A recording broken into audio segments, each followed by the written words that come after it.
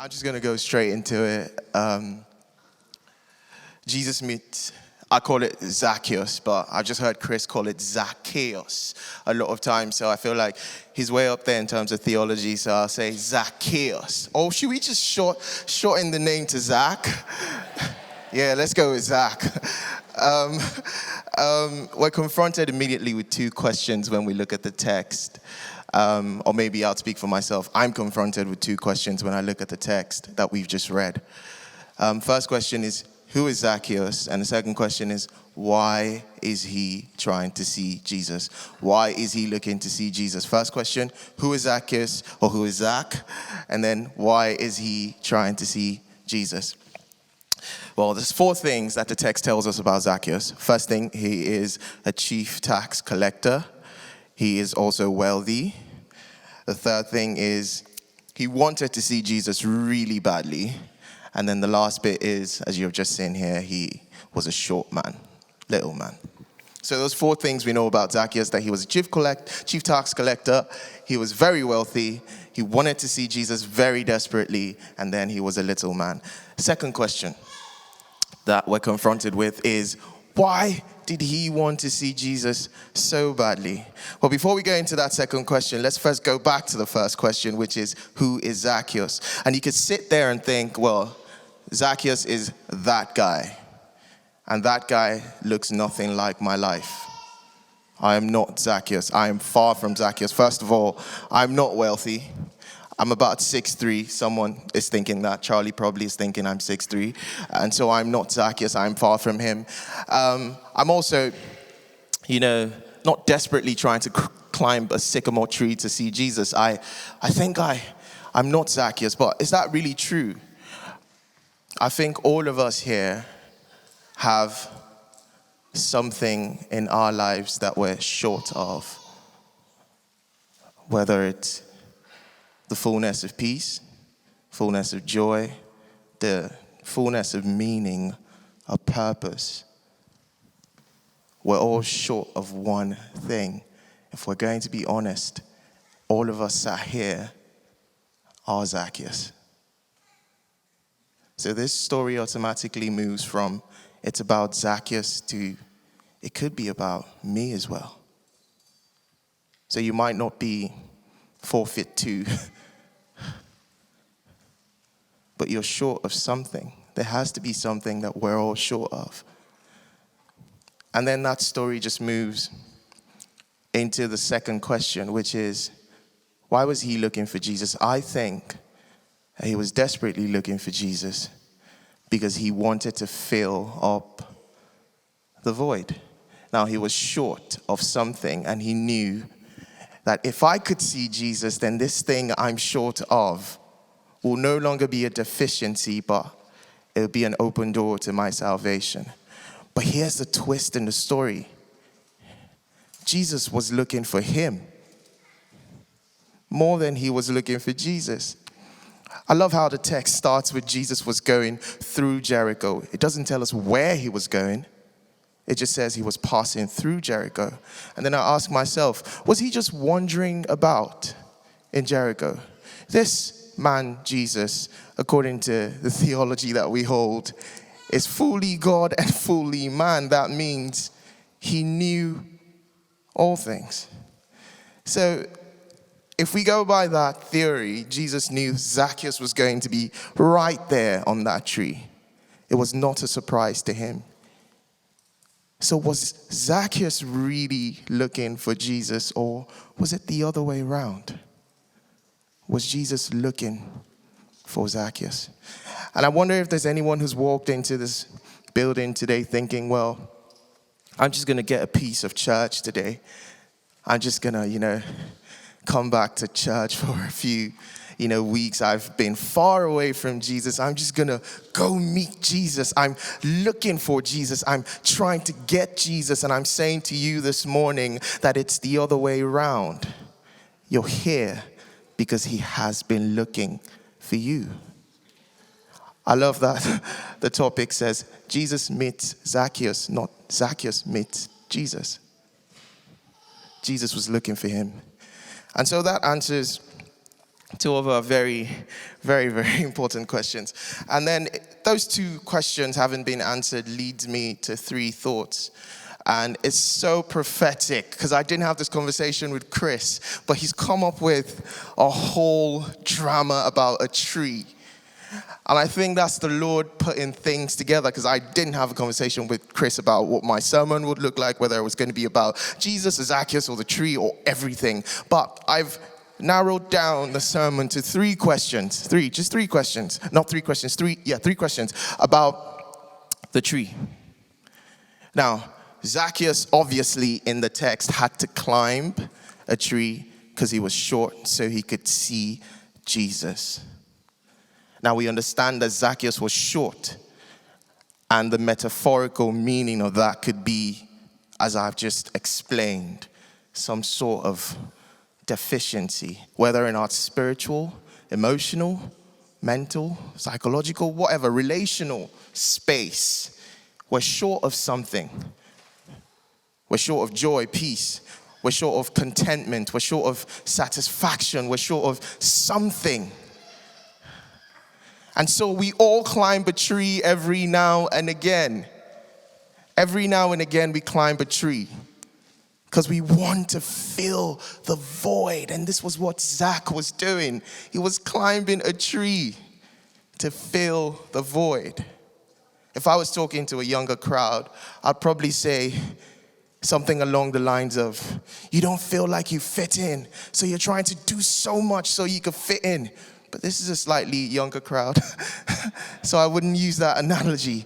But all of us are trying to climb a tree just so we could deal with the deficiency in us. Now the question is, let me put that first question up, what that tree is to you.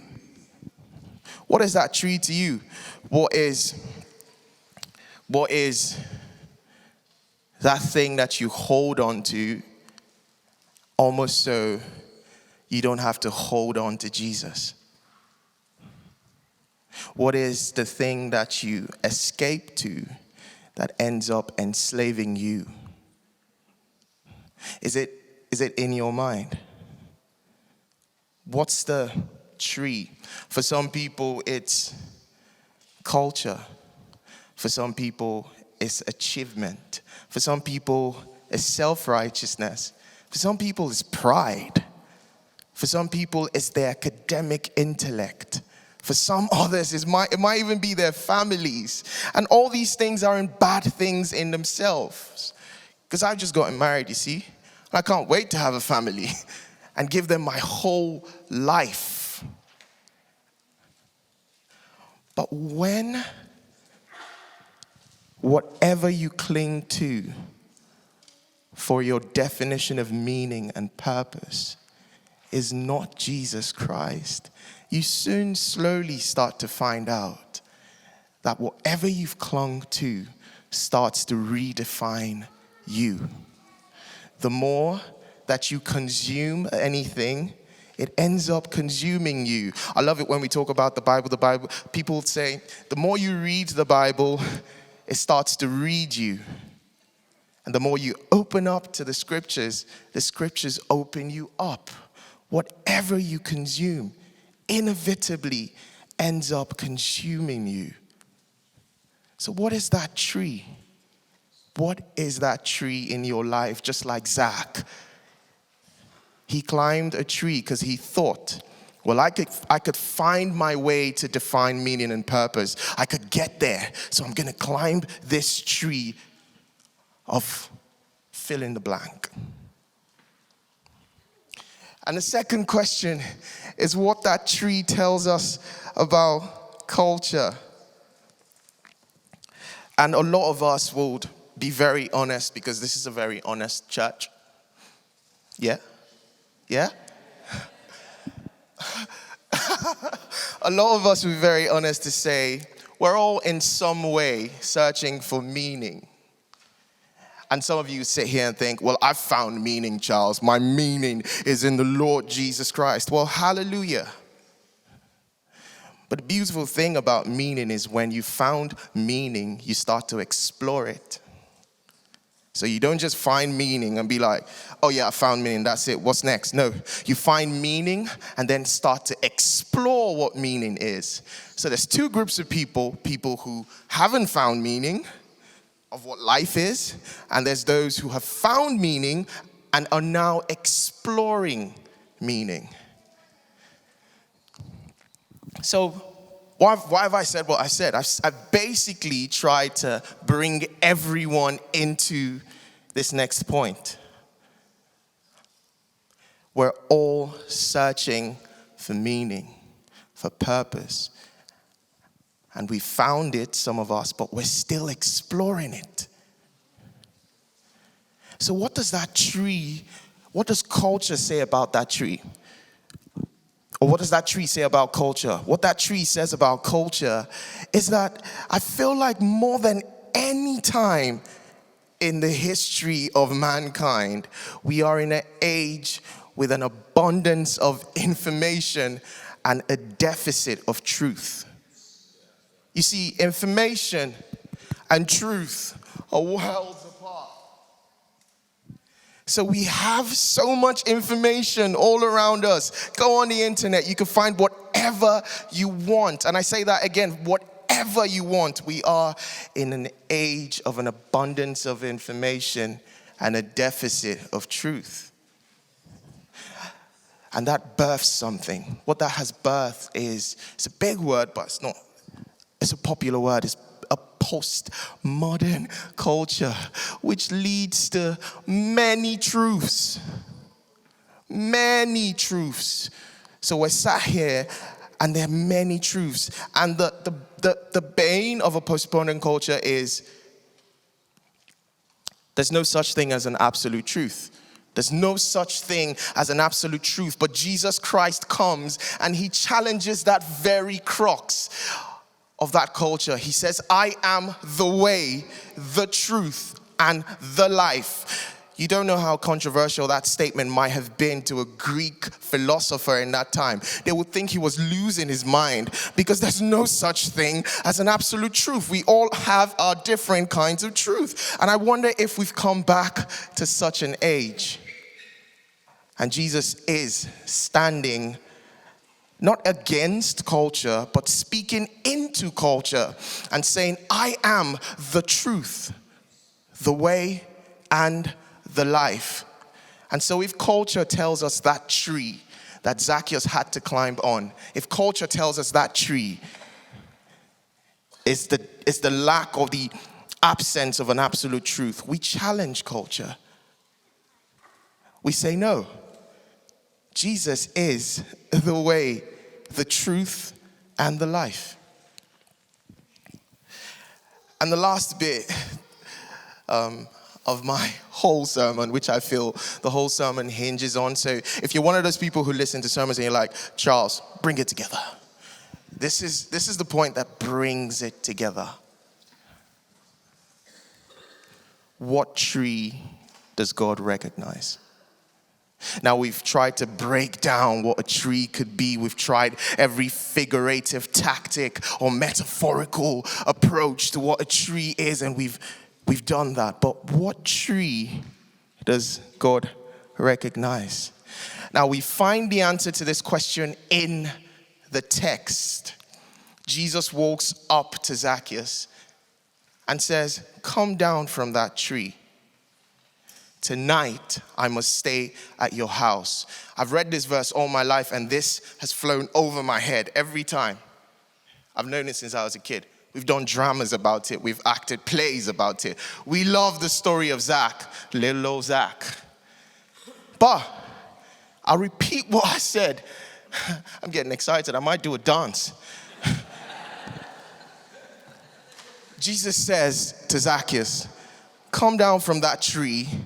I must stay at your house. I was on a walk about 4 days ago. I'd written this talk a month ago, but I was on a walk about 4 days ago, and it clicked. It suddenly hit me. Why did Jesus tell him to get down from a tree? Because the only tree that God recognized was the tree that Jesus hung on. And that blew my mind. That was the gospel right there. That was the great exchange, substitutionary atonement. He said, come down from that tree because I'm going to go on a tree for you. So you don't have to hang on that tree anymore. Pardon me if I cry. You don't have to hang on the tree of your shame, of your guilt, of your pain, of regret. You don't have to hang on that tree anymore. And Jesus looks at Zacchaeus and says, come down from that tree. But that's not the end of the story. He goes further to say, I must stay at your house. Revelations 3 verse 20, Jesus began to speak and it says, behold, I stand at the door and I knock. If anyone will open up, I will come in with my Father and I will sit with him and I will eat and drink with him. Paul makes us understand that our body is the temple, the house of God. So when Jesus said, I must stay at your house, he meant I must live in you. After I've taken your place on the cross. That's the tree God recognizes. That's the tree God sees.